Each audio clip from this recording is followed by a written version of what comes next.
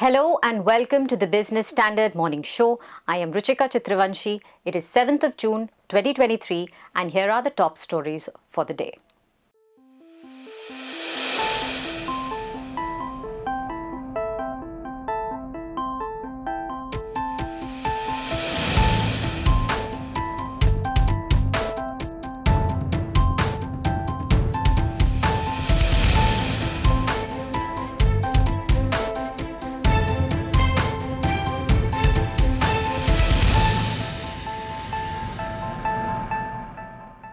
The government came out with the National Electricity Plan last week. It says that India's power generation capacity will touch 900 gigawatts by the end of this decade, in line with the rising demand. But it also wants a rejig in the country's energy mix. The plan is to cut the share of coal-based power and let renewable energy sources fill that gap. But given that the base load might still depend on coal, is the goal too ambitious? Debargya Sanyal takes the meter reading on India's electricity goals.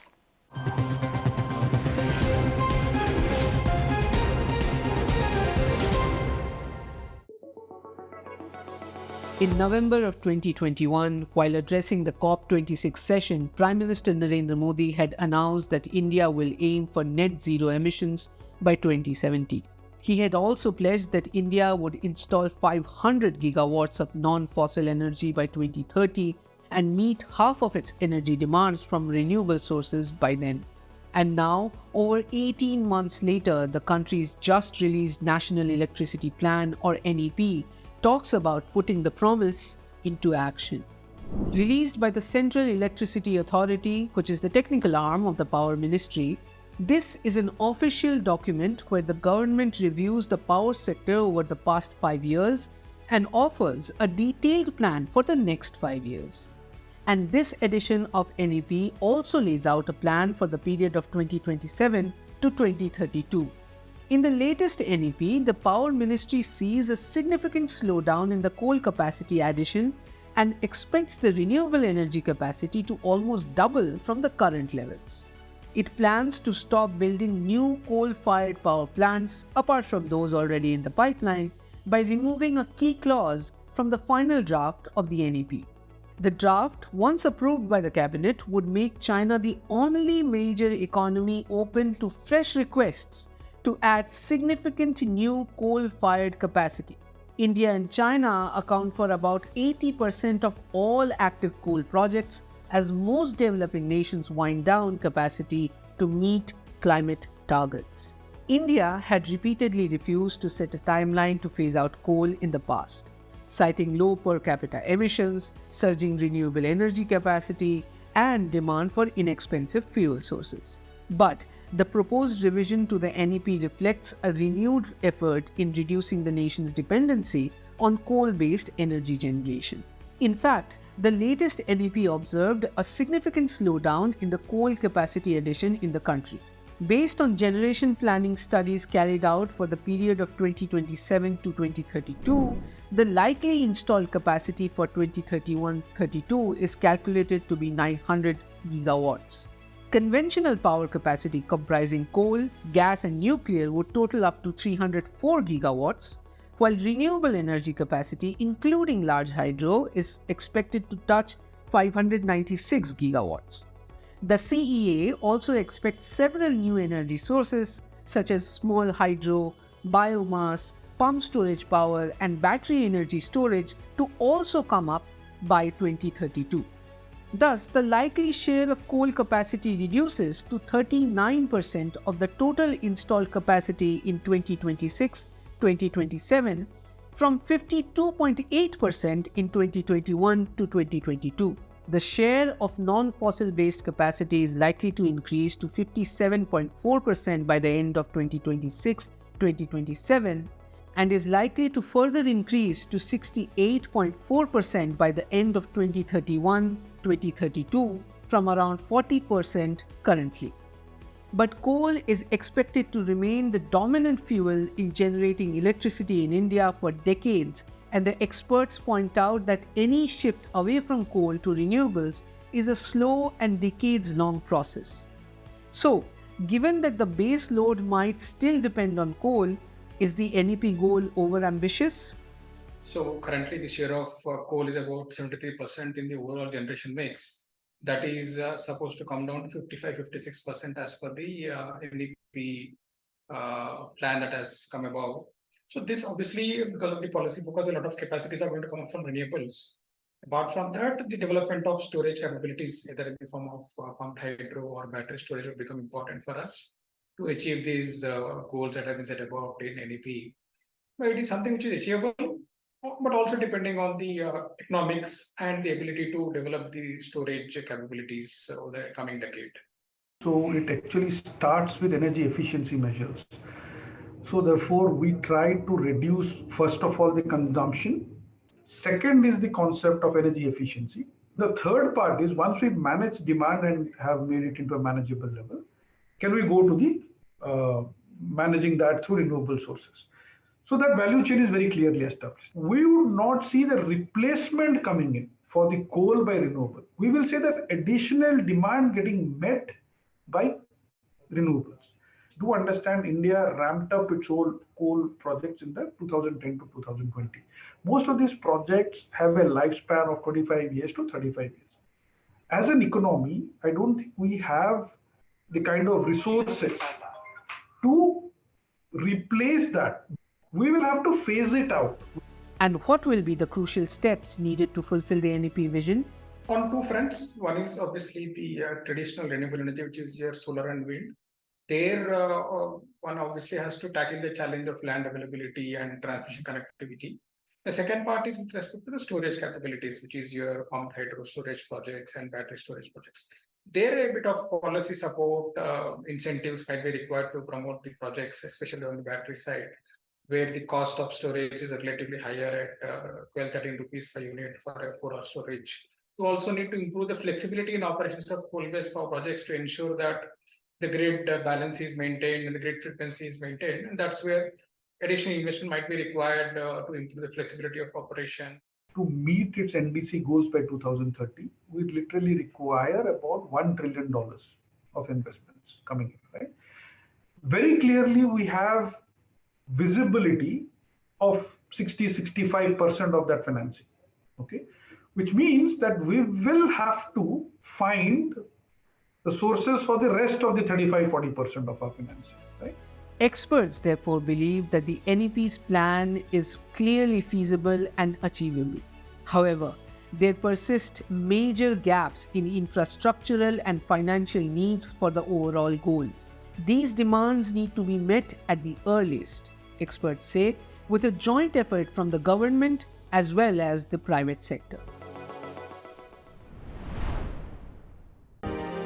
She'll soon be quoted on the front page. Business Standard. Unseasonal rains, meanwhile, have kept a tab on electricity demand this summer. But it seems the airfares are on fire this season. On some routes, the fare is now 10 times higher than what it was a few days ago. So should the government intervene to bring down the prices of airline tickets? Tariq Ahmed has the answer.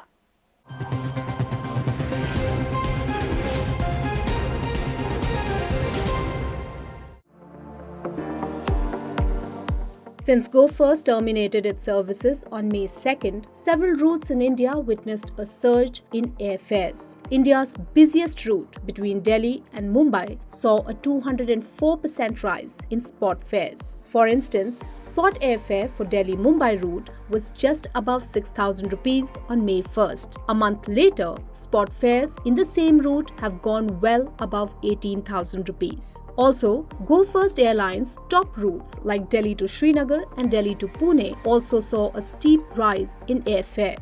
Delhi to Pune airfares rose 214% and Delhi to Srinagar airfares shot up by 81% in the same period. Delhi to Leh route, which was dominated by GoFirst, witnessed a similar trend.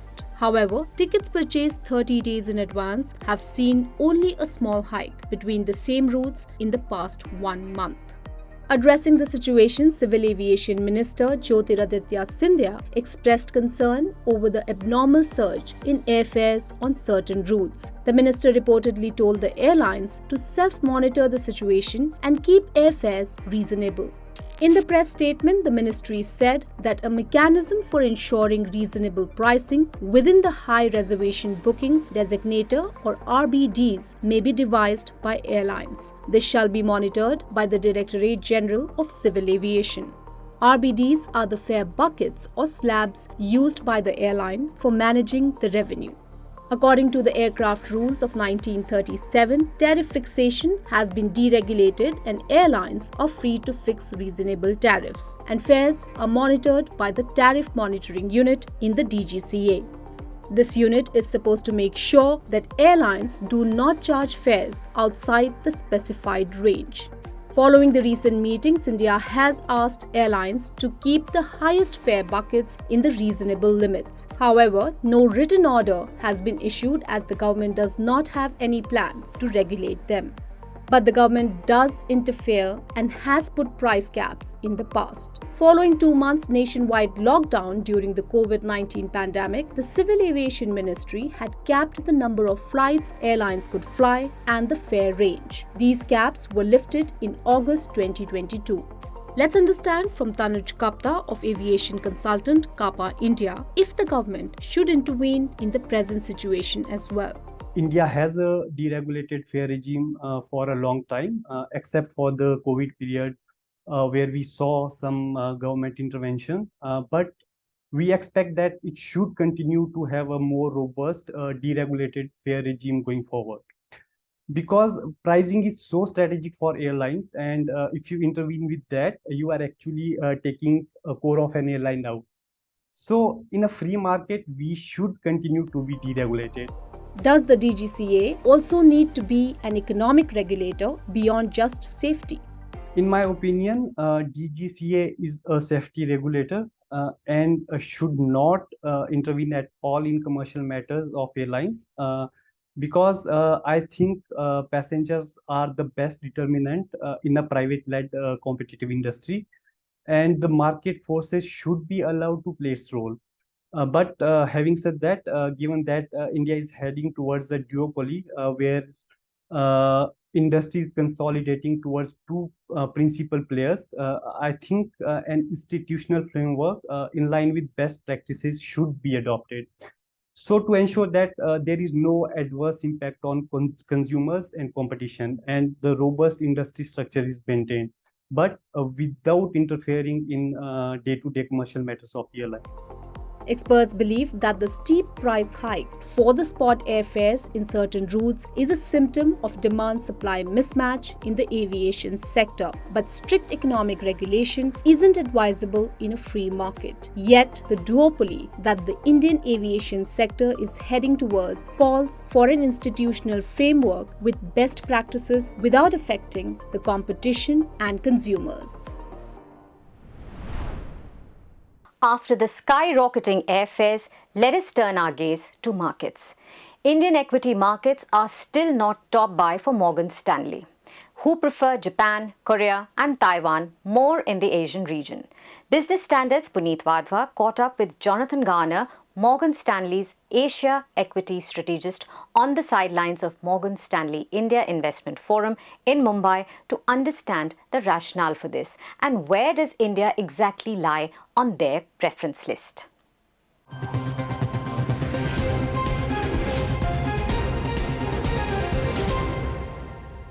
Hello, Jonathan, and welcome.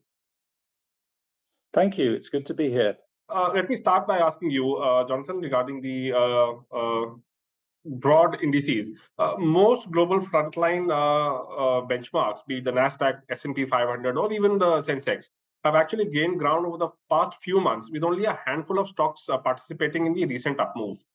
Do you think that the leading indices and the global markets per se are actually trading on thin ice? I think in Asia and emerging markets, and I would include India in that, we have some features that are quite different from what's going on in the United States and Europe. So in Asia, we never really had the inflation breakout that you saw in the US and Europe. And we've had a return to pretty strong GDP growth. So in India, for example, we've had an upside surprise in the most recent quarterly print, and GDP is tracking for over 6%, whereas in the United States, we've got very tight monetary policy dealing with the inflation breakout last year, and growth is set to slow, sub 1%, which is a much more difficult environment for earnings. So for much of the emerging markets in Asia, we're actually anticipating decent growth, subdued inflation, pretty good earnings, and that speaks to an environment that is quite constructive for stock markets. So while the environment, as you said, is quite constructive for stock markets, in your March 2023 report, you had upgraded India to equal weight, and the rating has not changed since then. Why is that, and by when do you plan to be actually overweight Indian equities? Well, if you go back to last October, when we first really changed our view on the overall situation in Asia, we were looking at early cycle cyclicals in markets like Korea and Taiwan, and then China to perform well. China's performance has been somewhat disappointing recently. There, after an initial recovery and growth, activity has slowed, but Korea and Taiwan have done very well for 6-7 months now as the semiconductor cycle begins to show signs of turning. At that time, we downgraded India to underweight, only really because of valuations. Last October, India was at a record valuation premium to Korea, for example, trading about 24 times 1-year forward PE on Sensex on our calculations, or more than 2 times the multiple of overall emerging markets. But as you mentioned, by the time we got to the end of March, the Indian market had underperformed and it derated in multiple. It's still around 1 standard deviation expensive to its history versus emerging markets, but at the most expensive last October, it was almost 2 standard deviations expensive. And I think the Indian markets can withstand a somewhat expensive multiple given relatively strong GDP growth, subdued inflation, and the fact that the RBI can probably move towards cutting interest rates sometime in the next 18 to 24 months. Which equity markets across the globe is the big money chasing now? And where is India in the entire pecking order of those foreign investors? Well, our top pick market is Japan. We've been constructive on Japan for many years, particularly about what we call a productivity and innovation resurgence, and that leading companies are generating much higher ROEs than they used to do. That's to do with improved capex and operating margins, but also better balance sheet management. And these leading Japanese companies, they sell across the globe. And this year in particular, as the US dollar is quite strong and the yen is weak, that's actually helping those corporate margins. So that is our top pick. And then overall emerging markets, as I say, we have certain preferred areas like Korea and Taiwan. But India, we think, will participate in line with the overall emerging markets call, and therefore around about 10% upside from here to the sort of base case targets that we have in mind. So why is the mood so lukewarm regarding Indian equities? Are the valuations still not supportive? Well, I think foreign investors, there is this opportunity in Asia to buy Japan and Korea and Taiwan, and they're 3 very large markets. I mean, India will get its share of passive flows into the emerging markets tracker funds. But I don't think there's a particularly, let's say, exciting opportunity to be a contrarian around the valuation situation. The valuations have been very expensive. And many foreign investors understand that there is a strong domestic mutual fund bid here in India from local investors, and that's frustrating for them because it keeps the market relatively expensive. What are your views on China, Jonathan? We recently briefly touched upon this topic. Some experts actually see some modest returns from the Chinese markets over the next 12 to 18 months, which a lot of people believe that could be a trigger for a lot of money to flow out of the Asian economy. What's your view here? And can China's loss be India's gain in terms of FII money? Well, for about 2 years, we were quite negative China. If you go back all the way to early 2021, it was on really bubble-type valuations, extremely expensive. And then it went through a long period of economic slowdown, very substantial COVID lockdowns, a lot of regulatory changes that affected the profitability of the private firms in China. So its ROE fell and actually dropped below Japan for the first time ever. And it's probably around 30 to 40% below the ROE of the Indian market. We went constructive China looking for an improvement in economic activity once the economy went into a reopening phase.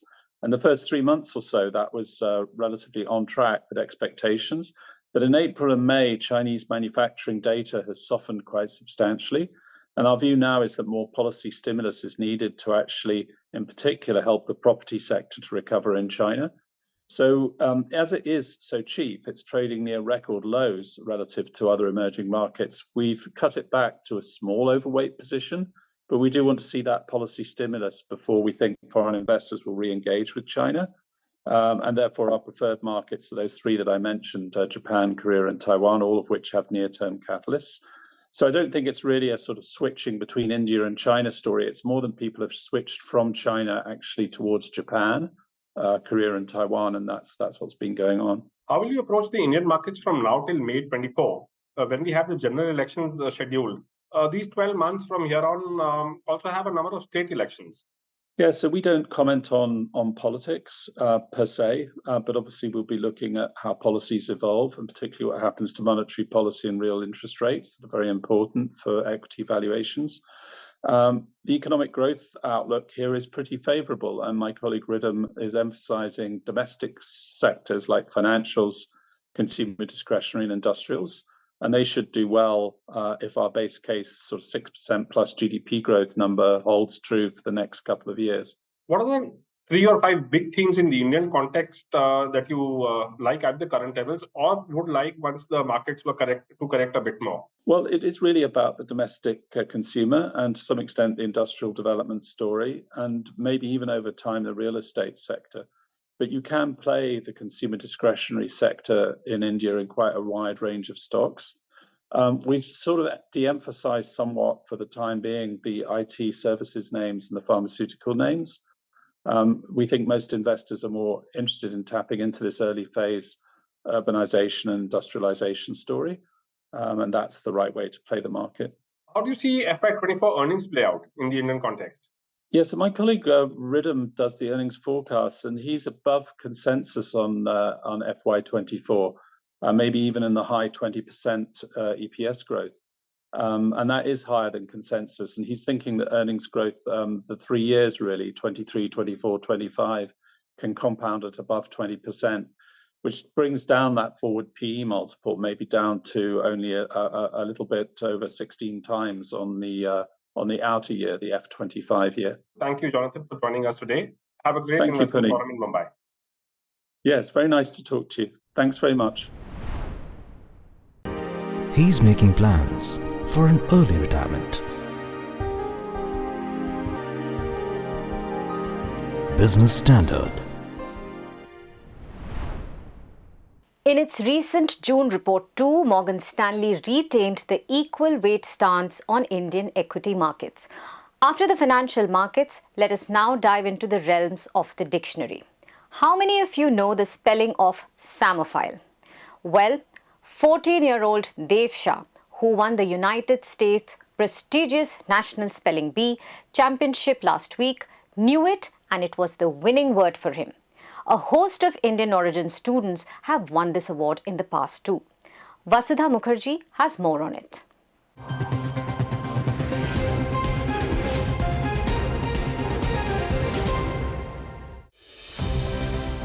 Dev Shah, a 14-year-old Indian origin boy from Largo, Florida, won the 2023 edition of the Scripps National Spelling Bee on June 2nd. He won the competition after correctly spelling the word Samophile, which means a plant or organism that thrives in sandy areas.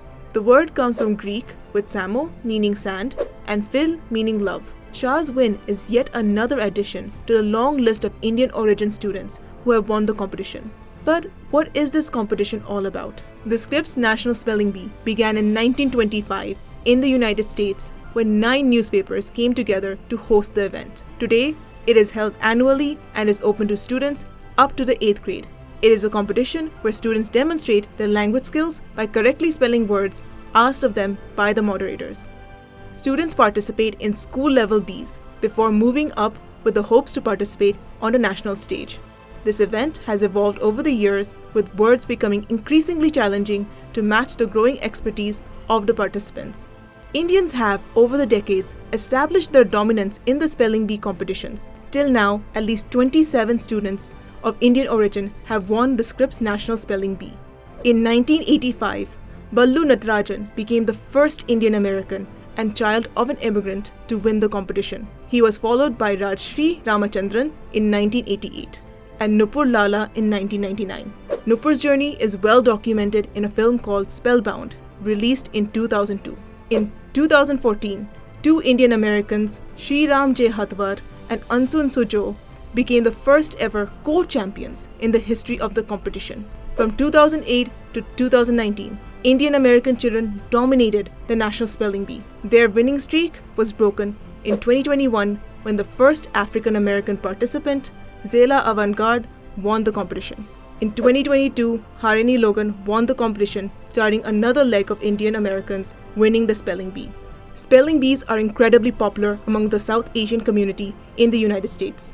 It is difficult to predict the exact reason for their winning streak, but one of the major factors is the presence of coaching centers dedicated solely to the competition. An earlier report by the New York Times highlighted that students from Indian backgrounds sometimes practice the spelling for up to 10 hours daily in the run-up to the competition. Not only that, the whole family gets involved in the preparations, helping the children wherever required. Winning the bee is not just a personal achievement, but a matter of community pride and unity for these communities. I will achieve, I will fly high. I am the I in SBI. I'm backed by the nation's trusted bank, SBI, the banker to every Indian. Well, apart from the celebratory status, the winner also takes home over $50,000 in cash, which would roughly translate to 41 lakh rupees, and the runner-up gets $25,000. So that's all we have for you today. For more news and analysis, please log on to business-standard.com. Thank you for watching.